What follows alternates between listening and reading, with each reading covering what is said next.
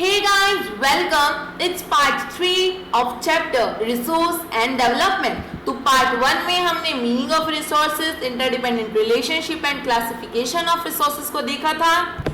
Part 2 के अंदर हमने देखा था about development of resources, major problems, then sustainable development. उसके लिए रियो दे जेनेरियो की जो अर्थ समिट हुई थी 1992 में, हमने उसके बारे में देखा। उसके अंदर एजेंडा 21 को जो इम्प्लीमेंट करा गया था उसके बारे में हमने करा। Then resource planning in India and conservation of resources को हमने देखा था। तो आज की हमारी टॉपिक्स हैं land resources in India, land utilisation, land use pattern in India, land degradation and conservation measures.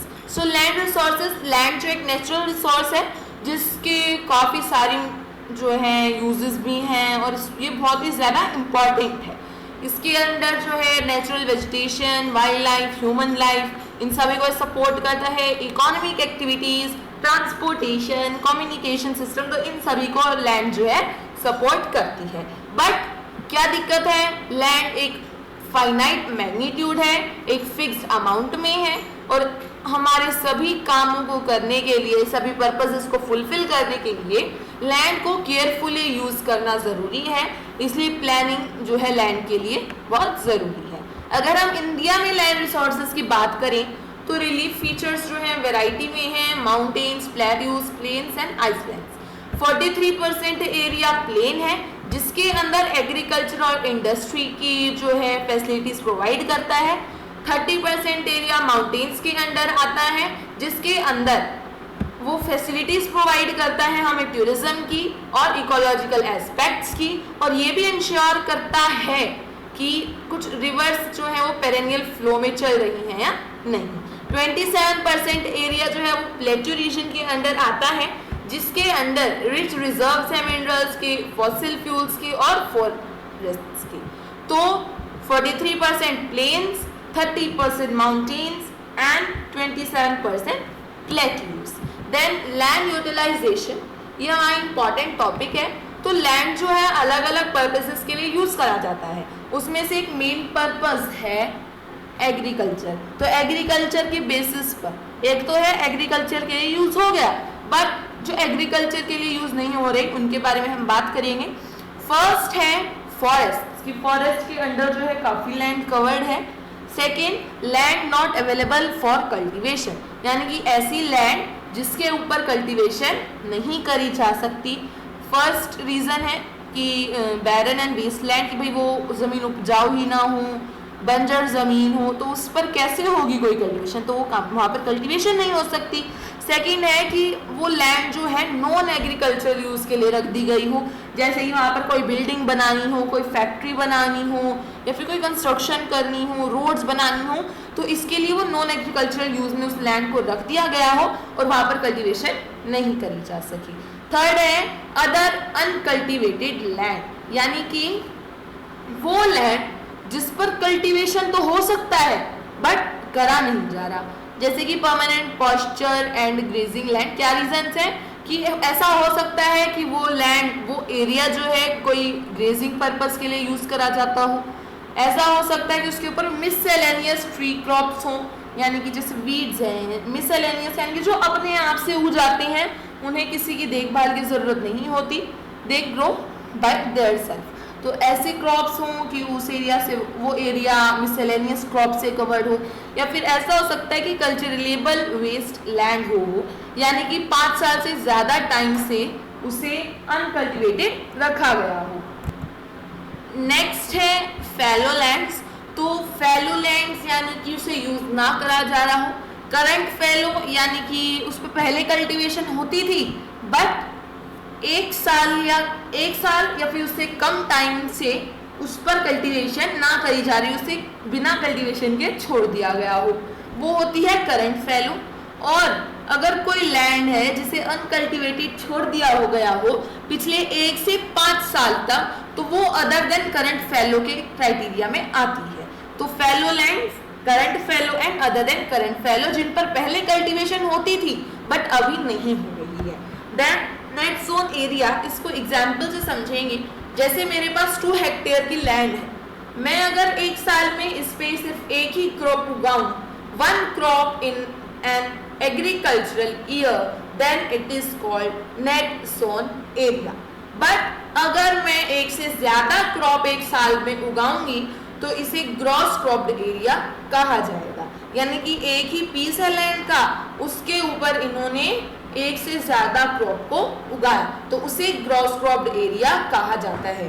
तो यहाँ पर काफी कंफ्यूजन रहती है नेट जोन में और ग्रॉस क्रॉप्ड में। तो नेट जोन में क्या होता है, सिर्फ एक ही बार उगाया जाता है ये एक साल में, बट ग्रॉस क्रॉप्ड में एक साल में बहुत बार उगा देती हैं, 2 बार 3 बार 4 बार, जितनी बार उन्हें उगाना हो वो उगा सकते हैं। तो ये हमारे 5 पॉइंट्स थे। First forest, second not available for cultivation, third other uncultivated land, fourth fallow lands and fifth net sown area. Then land use pattern in India. तो इंडिया में जो लैंड प्रेजेंट है उसका यूज किस तरीके से होता है, उसका पैटर्न क्या है, कैसे वो प्रेजेंट है। तो जो यूज है लैंड का वो फिजिकल फैक्टर्स और ह्यूमन फैक्टर्स दोनों पर डिपेंड करता है, डिटरमाइन करता है। फिजिकल फैक्टर्स जैसे कि टोपोग्राफी है, क्लाइमेट कैसा है, सॉइल की टाइप कैसी है।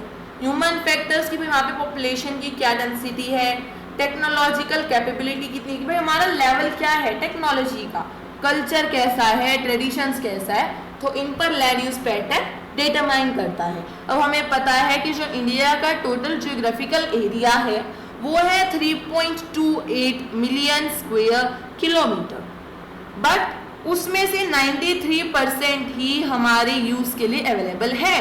क्यों? बिकॉज कुछ नॉर्थ ईस्ट स्टेट्स हैं असम को छोड़ के जिनके अंदर अभी तक सर्वे पूरी तरीके से नहीं हुआ, और साथ ही साथ वो जम्मू कश्मीर का एरिया जो कि पाकिस्तान और चाइना के थ्रू ऑक्यूपाइड है उसे भी सर्वे नहीं करा गया है, इसलिए सिर्फ 93% लैंड ही अवेलेबल है। तो अगला टॉपिक है लैंड डिग्रेडेशन। हमें पता है लैंड डिग्रेडेशन हम बहुत पहले से समझते आ रहे हैं। तो लैंड डिग्रेडेशन एक नेचुरल प्रोसेस भी है, एक ह्यूमन इंड्यूस्ड प्रोसेस भी है, यानी कि ह्यूमन भी उसके अंदर इंक्लूडेड है, जिसका लैंड के ऊपर नेगेटिव इफेक्ट पड़ता है। That it is not positive on the land, it is a negative for the land.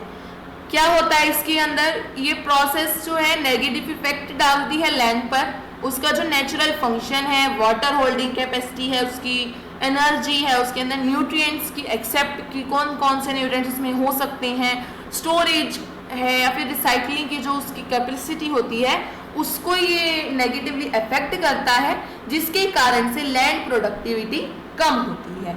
Land degradation जो है नेचुरली बाय विंड, वाटर, तो इस तरीके से लैंड डिग्रेडेशन बाय नेचर हो सकती है। और ह्यूमन इंड्यूस्ड प्रोसेस भी है, जैसे ओवरग्रेजिंग है, देन डिफोरेस्टेशन है। तो इन कारणों से लैंड डिग्रेडेशन थ्रू ह्यूमंस हो सकता है। अब लैंड डिग्रेडेशन को रोकने के लिए क्या मेजर्स हैं?